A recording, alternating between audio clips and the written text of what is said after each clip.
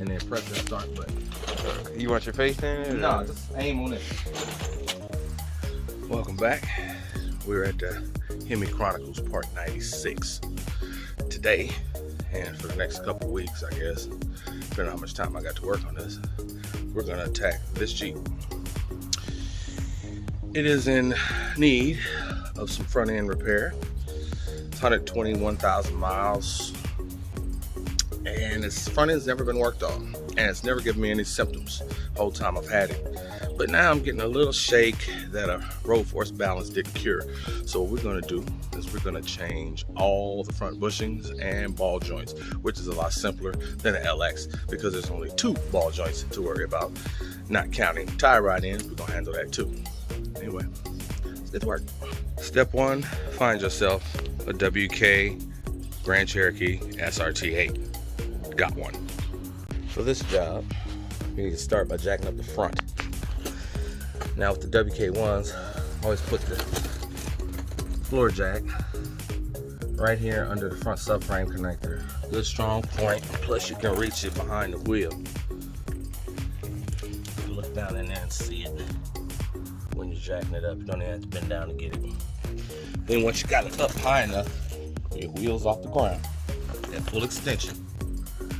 Let's move in the jack stand. We're gonna put this jack stand right here, main frame. We're gonna make sure when it sits down, it's gonna sit in just like that. Keep it nice and steady. Both sides. Step 2, remove the wheels and tires. They come off in one shot, so you don't have to separately remove wheels and tires. But anyway, we jacked up the back for a separate adventure, but we got the front end off the ground clear, and on to the next step. Next step, we're gonna remove these brake calipers. Need a 21 millimeter socket ready to go. Got my little extension to get it started. Now for long studs and screws, this thing is invaluable. It's an AC Delco, 55 foot-pounds of torque it provides, works fast. Look at this.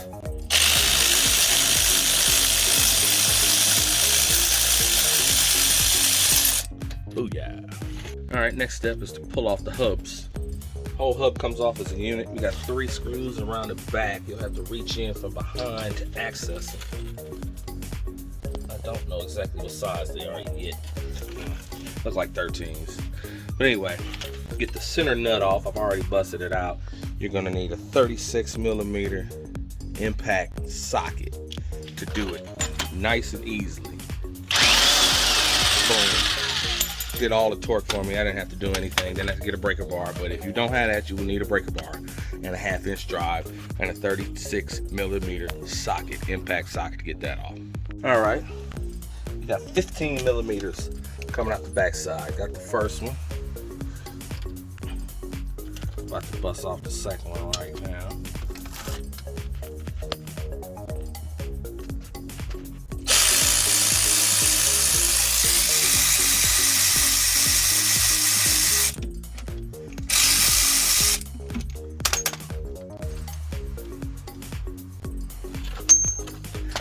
Get the third one, and then do the same thing for the other side. Next move, we're on the other side. Gonna have to disconnect the sensor next to the hub right here. Goes through the little dust plate. Gotta pop it off of all these little connectors. Just stick a flathead in there and it pops right out. This one was connected right here. If you got a new hub, you're gonna replace this. This should come with the new hub. So we're just gonna get this out of there. This little clip back here is troublesome. Let's see if I can show it to you. This one right here, you're going to have to break that off. It's almost impossible to pull it out, but the new one will have that on there, so you don't need it. So you just break this end off, pull it out from this side, and then we'll be able to snatch this off. All 3 screws out. Just wiggle this, and it's free with the stupid dust plate. access to the ball joint, access to the tie rod. We'll change all that.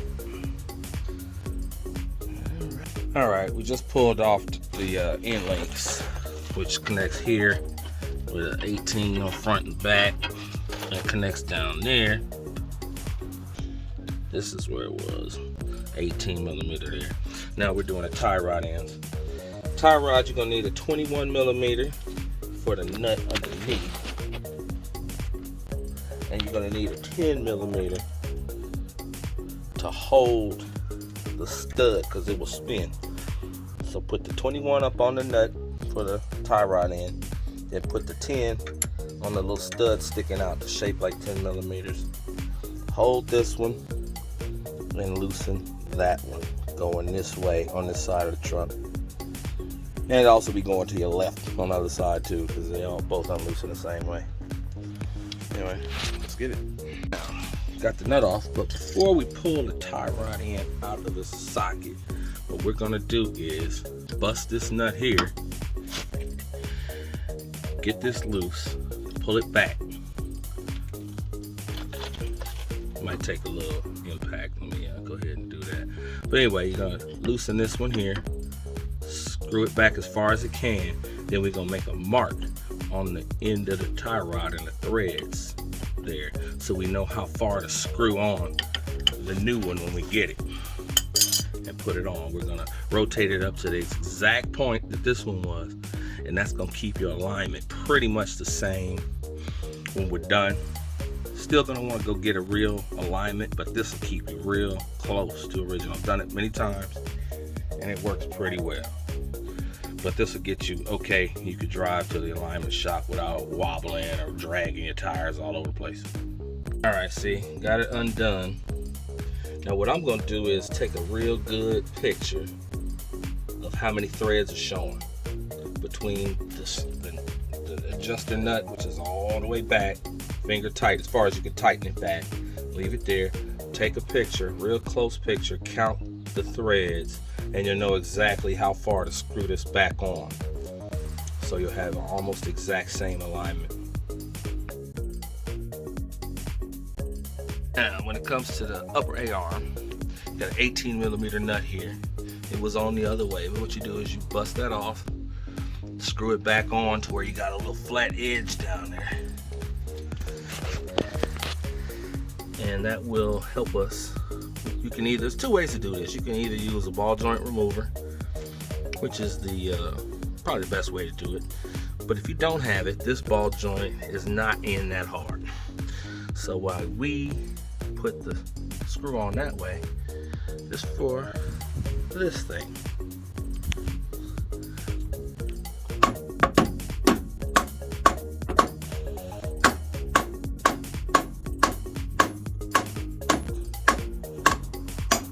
Boom. Free. Couple hits and it's out.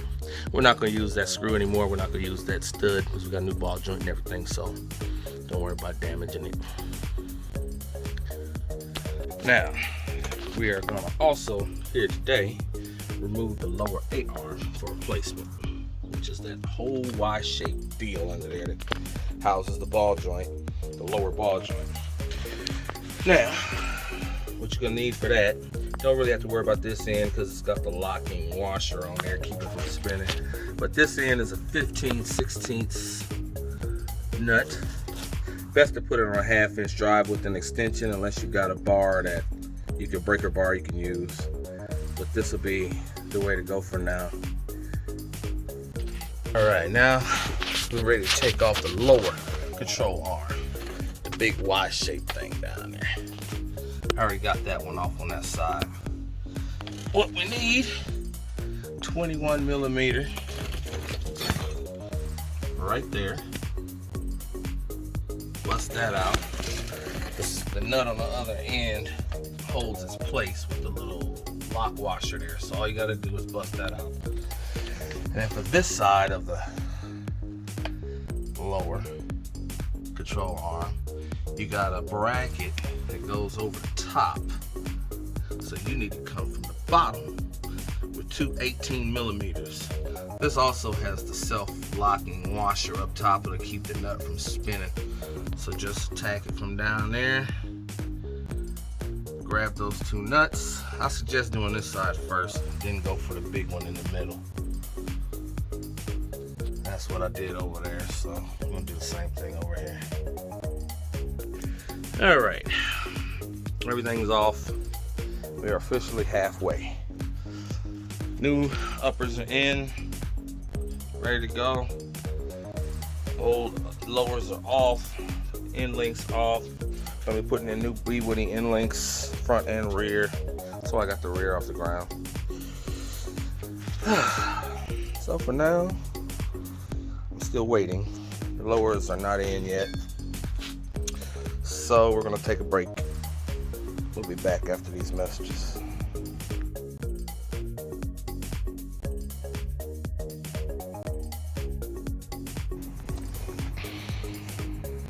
All right, install day begins with some new parts. Got a little puppy here that wants to be involved in the install, but the flash is gonna have to chill out. Now, we got new B-Woody end links, front and rear. Mevitech tie rod ends, left and right. WK1 adjustable suspension for the rear from stage 6. And we got new lower, we call them A-arms or control arms. Old, new. And install should be pretty much straightforward, same as before. Same as the de-install. So, time to get cracking. All right, step 1 in the process is to put the lower control arm back on. Other side's done. It proved to be quite difficult and stressful task, but it can be done by yourself. Hard part, this end here is a wrap around and it sits on that right there. So you have to slide that part up on there first, get it level, get this straight out level, so then you can slide this part into this little chamber here that's got a lip right on the bottom edge, so you can't just swing it up. You got to be level and slide in laterally. The other thing I found that helps is we're gonna zip tie the axle, swing it up out of the way. The zip tie, it's, what do you call it? The little rubbery straps with the hooks on them. Hook it up to the suspension, get it out of the way, and then go for it. Wish me luck for the second time. Stop. Next step, get your bolts ready. You have to take the screws off of those two. Get them ready, because we're going to come in from the bottom once we get this part in. Slid into that little chamber there. We're going to come up from the bottom and then get the nut started so that stays in place while we flex it to get the other side in. Okay, got it in. Was a struggle like I thought. Took a little finagling, finessing. But if you try it, you get it. Now, onto the end links, the B-Woody end links. Something else I just learned. You want to connect the bottom first, tighten it up first, because the top does not perfectly line up with the sway bar. So, if you do the top first, the bottom won't line up and you'll cross thread the bottom, so don't do that. Run the bottom in, because it just goes right into the control arm, and then you can finagle this around, make this happen. Okay, tips and tricks number 75. Tie rod ends. Earlier, I told you to back off this nut here, get it finger tight against the end of the outer tie rod itself. Now what you want to do, if you don't want to measure exactly how far this is or count threads, there's another trick. First thing you do, get the new one, butt it up back to back with the old one. Line it up perfect. Make sure that these two ends come to the same place, which they do. So we got exactly the same length of body. So we're sure of that. Next move, take this one back where it was. This is how I undid it from the spindle. What we're gonna do is we're gonna rotate it up to that lock nut and count how many rotations we do. All right. So it rotates normal way. It's not backwards because it's on the other side of the car. So 1, 2, 3, 4 times, and it stops. That's it. Can't do it no more. So we know we need 4 full rotations from lock. So now I'm gonna roll this all the way off. New one's going on. Oh, they doing some formation flying out of Compton Airport. That is so cool. Anyway, they're gonna be messing up my video for a while. There's another one. Anyway, let's get back to business. I'm gonna rotate the new one. So you got the new fancy blue boot on there. Rotate the new one all the way up till it stops. What's up, man? Now we're gonna take this one, rotate it back 4 times. 1, 2, 3, 4. Now we're up. So now we got to make a decision. Do we fall this way or that way? Always go for toe in. So we're gonna fall back down this way to put it in. Boom. Well, that about does it for the front end. We got new hubs on with longer studs for the 6-piston brake upgrade, part of the package that's necessary to put Hellcat brakes on the Jeep. But everything else is done to perfection.